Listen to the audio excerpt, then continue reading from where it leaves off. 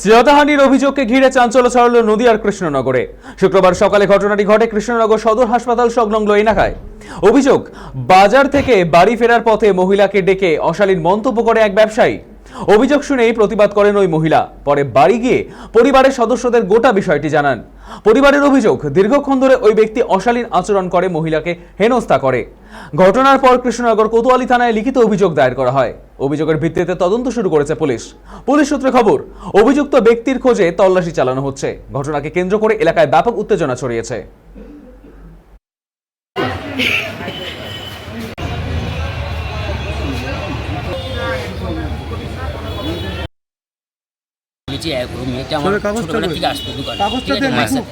এবার আমি বলছি, দেখো এখন তো বড় হয়েছো, তাই গায়ে একটা কিছু করে আসতে পারো না, শুধু এইটা আমার অপরাধ হয়েছে বলা।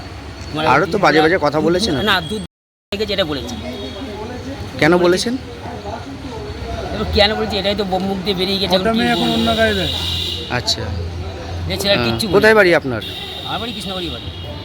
তাই এরকম ব্যবসা করছেন, এই ধরনের কথাবার্তা বলছেন, এটা কি বলা ঠিক হয়েছে আপনার? না, আমি বলছি তো আমার অন্যায় হয়ে গেছে বলা।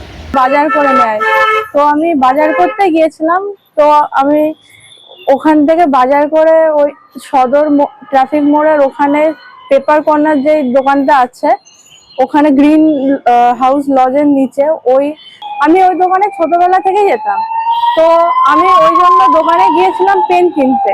পেন কেনা হয়ে যাওয়ার পরে উনি আমাকে দোকানের ভিতরে সাইডে ডেকে নিয়ে গিয়ে আমাকে অশ্লীল কথা বলে, অশ্লীলভাবে আমাকে টাচ করার চেষ্টা করে। তারপর আমি দোকান থেকে বেরিয়ে ওখানে লোকজনদের জানাই। কাঁদতে কাঁদতে গিয়ে আমি আমার বাড়ির যে যারা আছে তাদেরকে জানাই। তারপরে তারা এসে ওই লোকটাকে দোকানে খোঁজে, কিন্তু ওনাকে আর পাইনি।